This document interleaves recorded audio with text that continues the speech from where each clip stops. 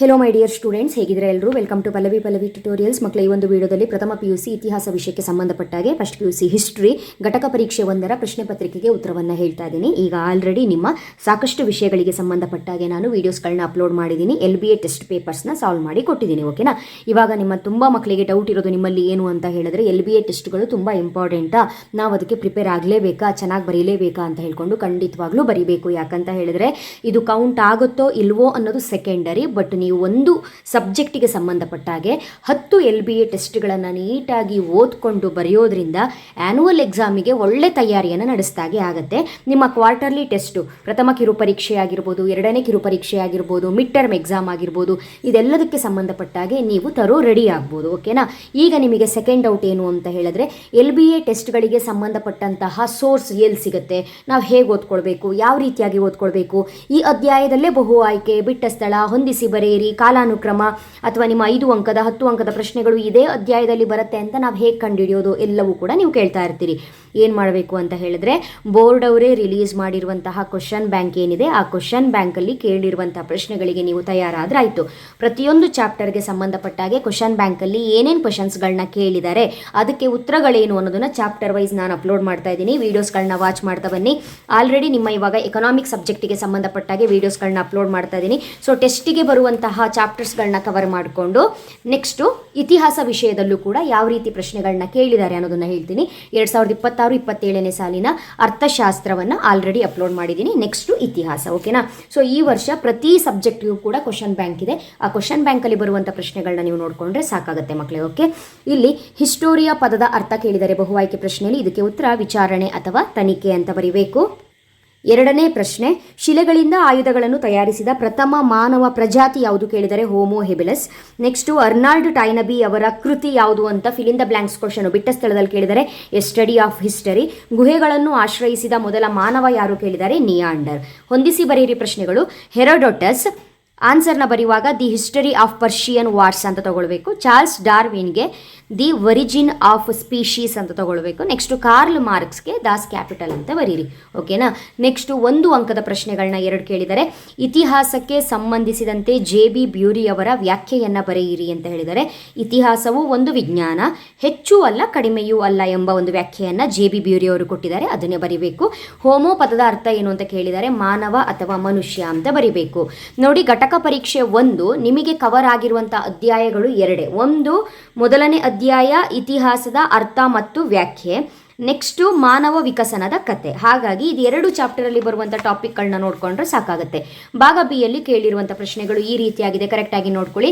Karl ಮಾರ್ಕ್ಸ್ನ 2 ಕೃತಿಗಳನ್ನು ಹೆಸರಿಸಿ ಅಂತ ಹೇಳಿದರೆ, ದಾಸ್ ಕ್ಯಾಪಿಟಲ್, ಕಮ್ಯುನಿಸ್ಟ್ ಮ್ಯಾನಿಫೆಸ್ಟೋ ಅಂತ ಬರೀಬೇಕು.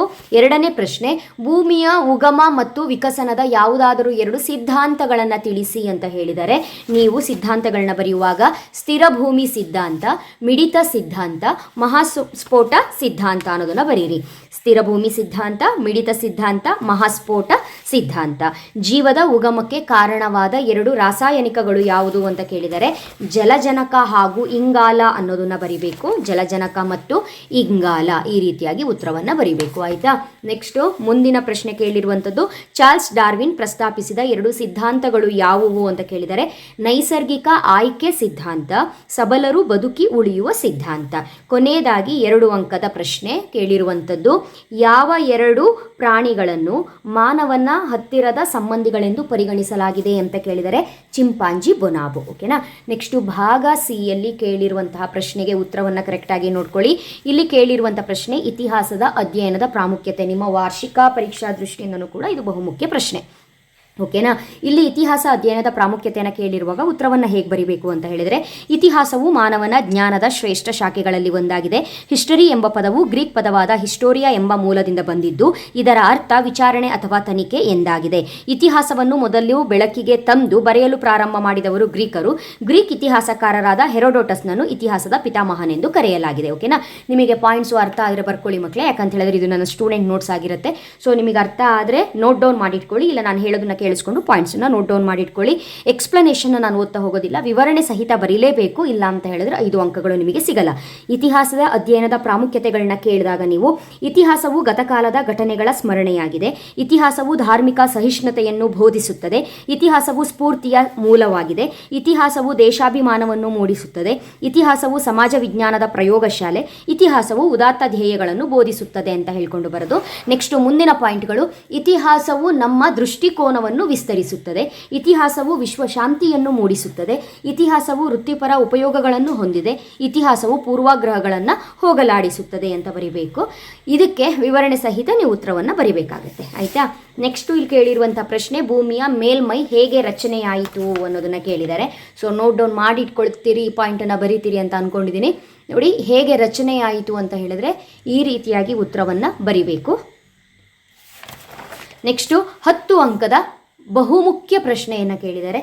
ಇದು ಕೂಡ ನಿಮ್ಮ ವಾರ್ಷಿಕ ಪರೀಕ್ಷಾ ದೃಷ್ಟಿಯಿಂದ ಗ್ಯಾರಂಟಿ ಕ್ವಶನ್ ಅಂತ ನೀವು ಹಾಕ್ಕೊಳ್ಬಹುದು. ಟೆಸ್ಟಿಗೆಲ್ಲ ಕಂಪಲ್ಸರಿ ಈ ಕ್ವಶನ್ ಇದ್ದೇ ಇರುತ್ತೆ ನಿಮಗೆ. ಮಾನವನ ವಿಕಸನಕ್ಕೆ ಕಾರಣವಾದ ಪ್ರಮುಖ ಅಂಶಗಳನ್ನು ವಿವರಿಸಿ ಅಂತ ಹೇಳಿದಾಗ ಪೀಠಿಕೆಯಿಂದ ಶುರು ಮಾಡಬೇಕು. ಕಾರಣ ಇದು 10 ಅಂಕದ ಪ್ರಶ್ನೆ ಆಗಿರೋದ್ರಿಂದ ಡೈರೆಕ್ಟಾಗಿ ನೀವು ಪಾಯಿಂಟ್ ಕವರ್ ಮಾಡಿದ್ರೆ ಅಷ್ಟು ನೋಡೋದಕ್ಕೆ ಲುಕ್ ಇರಲ್ಲ, ಒಳ್ಳೆ ಅಂಕಗಳು ಕೂಡ ಸಿಗೋದಿಲ್ಲ ಅಂತ ಅಷ್ಟೇ. ಮಾನವ ಎಂಬ ಶಬ್ದವು ಲ್ಯಾಟಿನ್ ಭಾಷೆಯ ಹ್ಯೂಮನಸ್ ಎಂಬ ಪದದಿಂದ ಬಂದಿದೆ. ಹ್ಯೂಮನಸ್ ಪದವು ಲ್ಯಾಟಿನ್ ಭಾಷೆಯ ಹೋಮೋ ಪದದ ಗುಣವಾಚಕವಾಗಿದೆ. ಹೋಮೋ ಎಂದರೆ ಮಾನವ ಅಥವಾ ಮನುಷ್ಯ. ಭೂಮಿಯ ವಿಕಸನ ಹಾಗೂ ಜೀವ ವಿಕಸನ ನಿರಂತರವಾಗಿ ನಡೆಯುತ್ತದೆ. ಭೂಮಿಯ ಉಗಮದ ಕುರಿತು ಹಲವಾರು ಸಿದ್ಧಾಂತಗಳಿವೆ. ಅವುಗಳಲ್ಲಿ ಸ್ಥಿರ ಭೂಮಿ ಸಿದ್ಧಾಂತ, ಮಿಡಿತ ಸಿದ್ಧಾಂತ, ಮಹಾಸ್ಫೋಟ ಸಿದ್ಧಾಂತ ಅಂತ ಹೇಳ್ಕೊಂಡು ಬರೆದು, ಇವುಗಳಲ್ಲಿ ಮಹಾಸ್ಫೋಟ ಸಿದ್ಧಾಂತವು ಅತ್ಯಂತ ಜನಪ್ರಿಯ ಸಿದ್ಧಾಂತವಾಗಿದೆ ಅಂತ ಬರೆದು, ಭೂಮಿಯು ಸೌರವ್ಯೂಹದಲ್ಲಿನ ಒಂದು ಗ್ರಹವಾಗಿದೆ. ಭೂಮಿಯ ಮೇಲೆ ಮಾತ್ರ ಜೀವ ವಿಕಸನಗೊಂಡಿದೆ. ವಿಕಸನದ ಆರಂಭಿಕ ಸಮಯದಲ್ಲಿ ಅನೇಕ ಧೂಮಕೇತುಗಳು ಹಾಗೂ ಉಲ್ಕೆಗಳು ಭೂಮಿಯನ್ನು ಅಪ್ಪಳಿಸಿದವು. ಇದರಿಂದ ಭೂಮಿಯ ವಾಲುವಿಕೆ ಮತ್ತು ಚಂದ್ರನ ಉಗಮವಾಯಿತು. ಈ 2 ಕ್ರಿಯೆಗಳು ಭೂಮಿಯ ಮೇಲೆ ಹವಾಗುಣ ಮತ್ತು ವಾತಾವರಣ ನಿರ್ಮಾಣ ಮಾಡಲು ಸಹಾಯವಾಯಿತು ಅಂತ ಬರೆದು, ಮಾನವನ ವಿಕಸನಕ್ಕೆ ಕಾರಣವಾದ ಪಾಯಿಂಟ್ಗಳಿದೆ ನೋಡಿ ಅಂಶಗಳು. ವಾಯುಗುಣ ಬದಲಾವಣೆ, ಮೆದುಳಿನ ಗಾತ್ರದಲ್ಲಿ ವೃದ್ಧಿ, ಆಹಾರ ಮತ್ತು ಆಶ್ರಯ ತಾಣ, ದ್ವಿಪಾದ ಚಲನೆ, ಉಪಕರಣಗಳ ತಯಾರಿಕೆ, ಭಾಷೆಯ ಬಳಕೆ, ಪಶುಪಾಲನೆ ಮತ್ತು ಕೃಷಿಯ ಆರಂಭ, ಕೊನೆಯದಾಗಿ ಕಲೆ ಎಂಬ ಒಂದು ಅಂಶವನ್ನು ಬರಿಬೇಕು. ಕಲೆ ವಿವರಣೆಯನ್ನು ಬರೆಯುವಾಗ ಈ ರೀತಿ ಬರಿಬೇಕು. ನಿಮ್ಮ ಹತ್ರ ವಿವರಣೆ ಇಲ್ಲ ಅಂತ ಹೇಳಿದ್ರೆ ಒಂದ್ಸಲ ಇಲ್ಲೇ ಪಾಸ್ ಮಾಡಿ ಬರ್ಕೊಳ್ಳಿ ಮಕ್ಕಳೇ, ಓಕೆನಾ? ಸೊ ಇದಿಷ್ಟು ಕೂಡ ನಿಮ್ಮ ಪ್ರಥಮ PUC ಘಟಕ ಪರೀಕ್ಷೆ 1ಕ್ಕೆ ಸಂಬಂಧಪಟ್ಟಾಗೆ ಉತ್ತರಗಳು ಈ ರೀತಿಯಾಗಿರುತ್ತೆ. ಸೊ ನೀವಿನ್ನು ಟೆಸ್ಟಿಗೆ ರೆಡಿ ಆಗ್ತಾ ಇದ್ದೀರಿ. ಘಟಕ ಪರೀಕ್ಷೆಯಲ್ಲಿ ಕೇಳಿರುವಂಥ ಪ್ರಶ್ನೆಗಳನ್ನ ಗಮನ ಇಟ್ಟು ನೋಡ್ಕೊಳ್ಳಿ. ಅದು ನಿಮ್ಮ ಕಿರು ಪರೀಕ್ಷೆಗೂ ಬಹುಮುಖ್ಯವಾಗಿರುತ್ತೆ. ಕಾರಣ ಘಟಕ ಪರೀಕ್ಷೆಯಲ್ಲೂ ಸಹ ಬಹುಮುಖ್ಯ ಪ್ರಶ್ನೆಗಳನ್ನೇ ತೆಗೆದಿರ್ತಾರೆ.